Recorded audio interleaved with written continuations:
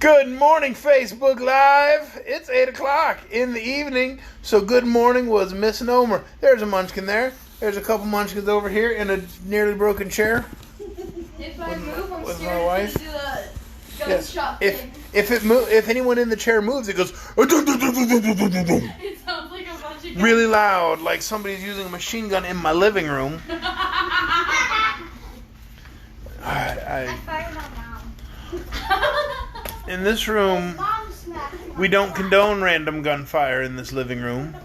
Are you sure? That is reserved for the children's bedrooms. Why? Yeah, because we shoot people. Arthur got a Nerf gun. He shoots everybody. All right. It's time to read another chapter of The Road to Oz, Book 5 in the Oz Saga. This is chapter 17. It is chapter 17. Chapter 17 of The Road to Oz. This one's called The Chariot Arrives. Let's read together, shall we?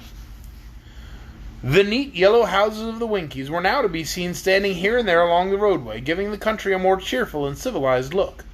They were farmhouses, though, and set far apart. For in the land of Oz there were no towns or villages, except the magnificent Emerald City in its center.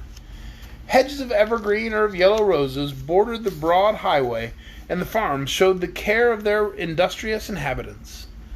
The nearer the travelers came to the great city, the more prosperous the country became, and they crossed many bridges over the sparkling streams and rivulets that watered the lands. As they walked leisurely along the I almost said as they walked leisurely along the Shaggy Man. That would be.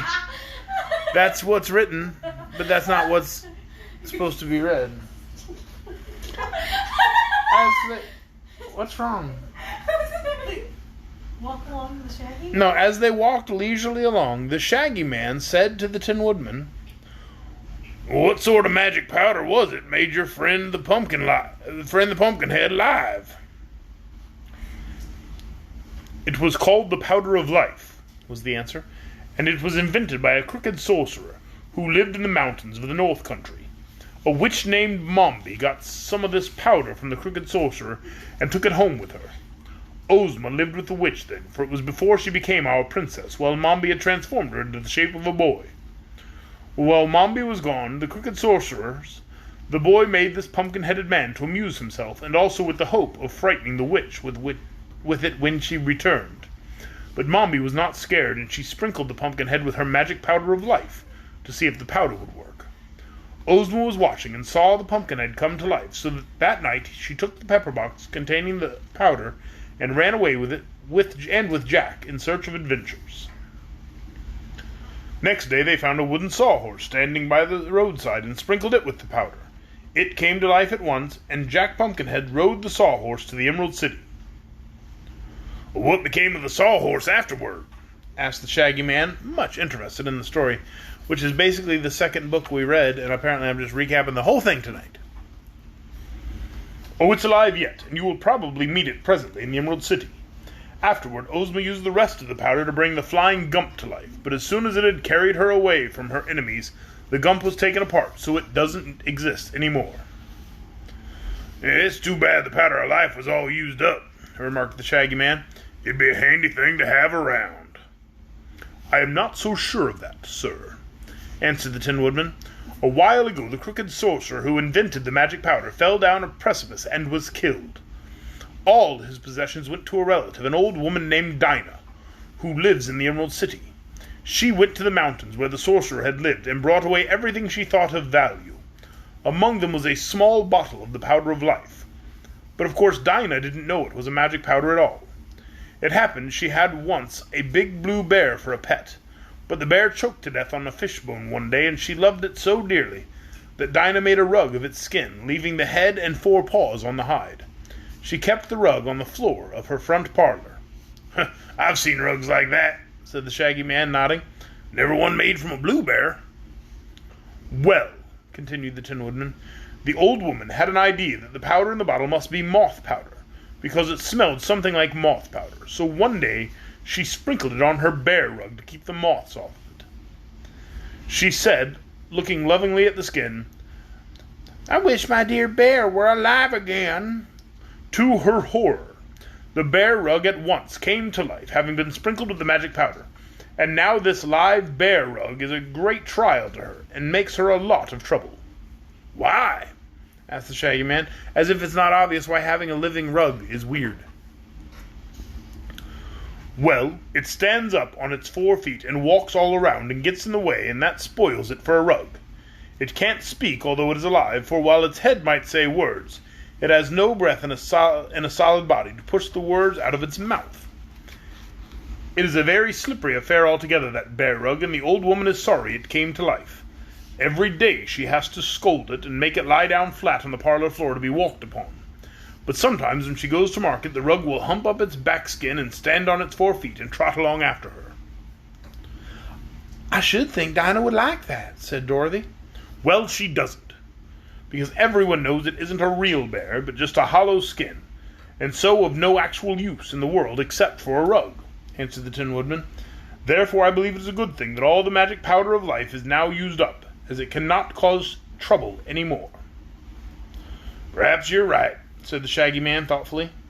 At noon they stopped at a farmhouse where it delighted the farmer and his wife to be able to give them a good luncheon. The farm people knew Dorothy, having seen her when she was in the country before, and they treated the little girl with as much respect as they did the Emperor, because she was a friend of the powerful Princess Ozma. They had not proceeded far after leaving this farmhouse before coming to a high bridge over a broad river. This river, the Tin Woodman informed them, was the boundary between the country of the Winkies and the territory of the Emerald City. The city itself was still a long way off, but all around it was a green meadow as pretty as a well-kept lawn, and in this were neither houses nor farms to spoil the beauty of the scene. From the top of the high bridge they could see far away the magnificent spires and splendid domes of the superb city, sparkling like brilliant jewels as they towered above the emerald walls. The Shaggy Man drew a deep breath of awe and amazement, for never had he dreamed that such a grand and beautiful place could exist, even in the fairyland of Oz. Polly was so pleased that her violet eyes sparkled like amethysts, and she danced away from her companions across the bridge and into a group of feathery trees lining both the roadsides. These trees she stopped to look at with pleasure and surprise, for their leaves were shaped like ostrich plumes, their feather edges beautifully curled, and all the plumes were tinted in the same dainty rainbow hues that appeared in Polychrome's own pretty gauze gown. Father ought to see these trees, she murmured. They are almost as lovely as his own rainbows.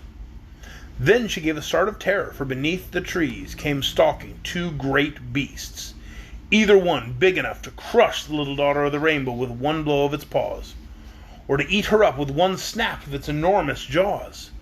One was a tawny lion as tall as a horse, nearly. Excuse me. The other a striped tiger, almost the same size. Polly was too frightened to scream or to stir. She stood still with a wildly beating heart until Dorothy rushed past her, and with a glad cry threw her arms around the huge lion's neck, hugging and kissing the beast with evident joy. "Oh, I'm so glad to see you again," cried the little Kansas girl, "and the hungry tiger, too. How fine you both look, and are you well and happy?" "We certainly are, Dorothy," answered the lion in a deep voice that sounded pleasant and kind. "And we are greatly pleased to see that you have come to Ozma's party.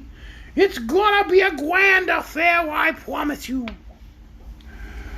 "There will be lots of fat babies at the celebration, I hear," remarked the hungry tiger, yawning so that his big mouth opened dreadfully wide and showed all of his sharp teeth. "But of course I can't eat any of them." "Is your conscience still in good order?" asked Dorothy anxiously. "Yes, it rules me like a tyrant," answered the tiger sorrowfully. "I can imagine nothing more unpleasant than to own a conscience."